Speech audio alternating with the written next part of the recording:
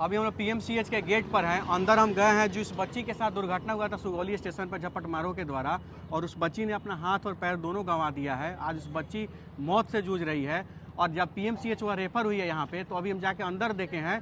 जैसा कि आपको हम बता देते हैं कि मुँह से झाग निकल रहा है, उस झाग को पोंछने वाला कोई नहीं है। कल से बोला जा रहा है सीटी करने के लिए, कल डॉक्टर भी देखा और बोला सीटी करने के लिए। राजीव रंजन जो डॉक्टर हैं उन्होंने कहा, बावजूद उसके अभी तक समय देख लीजिए, अभी तक उसका सीटी तक नहीं हुआ है पीएमसीएच में। उससे पीएमसीएच सबसे बड़ा अस्पताल बिहार का, वहाँ कहा जा रहा है कि 2 दिन से सीटी मशीन खराब है, अभी बनेगा तो सीटी होगा, और सीटी जब होगा तो 7 दिन के बाद आपको रिपोर्ट मिलेगा। ये स्थिति है पीएमसीएच की। और वहीं जब अंदर अगर कोई जाता है, कुछ कहता है, तो यहाँ गार्ड के द्वारा उसको पीटा जाता है, मारा जाता है, घसीटा जाता है और बेइज्जत करके बाहर निकाल दिया जाता है, सच्चाई दिखाने को लेकर के। लेकिन कोई नहीं, सच्चाई आपके सामने है, मैंने दिखाने का काम किया है, आप देखिए और विचार करिए।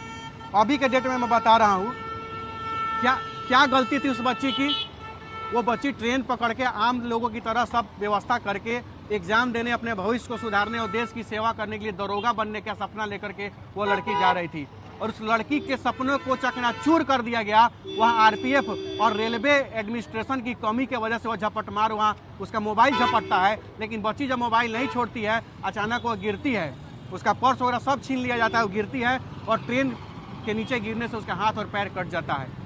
और व्यवस्था इतना लचर कि एक तो ऐसा ही बच्ची के साथ अन्याय होता है, और व्यवस्था का हाल क्या है कि उस बच्ची का इलाज भी ढंग से नहीं हो रहा है। अगर सरकार के भरोसे रहा जाए तो उस बच्ची की जान भी चली जाएगी, और उस बच्ची के मरने के बाद यह सरकार, यह व्यवस्था और यहाँ के लोग अपना दलील देने आएंगे और अपना बात करने आएंगे और अपनी बात मनवाने आएंगे। लेकिन अभी उस बच्ची को देखने, मैंने आपको वीडियो में दिखाया और बगल में भी चल रहा होगा वीडियो, आपको दिख रहा होगा, मुँह से झाग निकल रहा है। बच्ची वहाँ पड़ी लेकिन सीटी तक नहीं हुआ है, बीपी फ्लैक्चुएट कर रहा है, बावजूद उसके उसको देखने वाला कोई नहीं है। अटेंडेंट तक वहाँ पर नहीं आ रहा है, और कोई जा भी रहा है तो उसको डांट के झाड़ के, यहाँ तक कि गाली देकर भी अटेंडेंट को भगा दिया जाता है कि भागो यहाँ से। ये है सच्चाई पीएमसीएच की, और बनावटी बात नहीं, सच्चाई आपके सामने है। यहाँ उनके पिताजी हैं, प्रमोद पांडे जी हैं, उनके पिताजी हैं। क्या दर्द है, क्या तकलीफ है।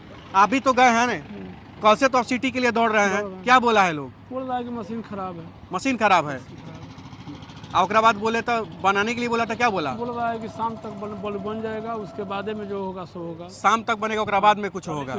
कल ही से बोल रहा है, शाम में बोल रहा है कि 2 बजे तक बन जाएगा, 2 बजे के बाद बोल रहा है कि अब आज सुबह बनेगा, सुबह के बाद बोला कि फिर अब अभी हम जाके पूछे तो बोल रहा है 2 बजे बनेगा।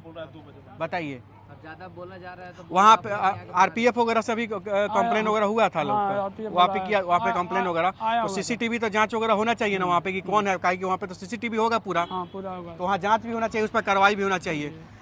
आप इधर आइए थे बुआ, क्या बोल रहा था आपको जब आप जाके बोले उसको डॉक्टर के लिए? तो बोले, हम गए उनको बोले डॉक्टर माइंड का जो नहीं होता, हाँ न्यूरो, न्यूरो कराने के लिए, तो बोल रहे हैं मशीन खराब है। तो हम बोले यार इमरजेंसी है, हालत खराब है दीदी का जहाँ। तो अभी तो न्यूरो सर्जन को बुलाने के लिए हम लोग बोल रहे हैं, तो अभी तक न्यूरो सर्जन को बुला के नहीं दिखाया है लोग। कल ही से बोला जा रहा है लेकिन नहीं आया। परेशान है, रात भर आदमी सोया नहीं है। अभी तो मेरे सामने भी बोले हैं आप लोग, तो वो लोग नहीं बोला है लोग कुछ। ज्यादा बोला जा रहा है तो कह रहे आओ अपने से मशीन बना लो, अपने से कर लो, सब चीज कर लो। अच्छा, इस तरह डांट रहा है साहब, इस तरह मनमानी कर रहा है लोग कि अपने से बना लो मशीन। ये सच्चाई है और ये व्यवस्था है। मान लेते हैं कि आम आदमी को कहा जाता है कि बिहार सरकार पर भरोसा करे, लेकिन आम आदमी किस तरह बिहार सरकार पर भरोसा करे, आप ही जवाब दीजिए।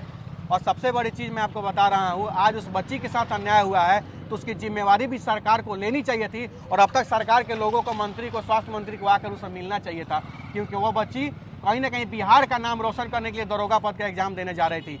कहीं ना कहीं दरोगा बनती तो इसी बिहार को गौरवान्वित करती और बिहार का शान बढ़ाती, लेकिन आज उसके साथ ऐसा अन्याय हो गया, और अन्याय ऐसा कि प्रशासन व्यवस्था भी उसको पूछने तक नहीं आ रहा है।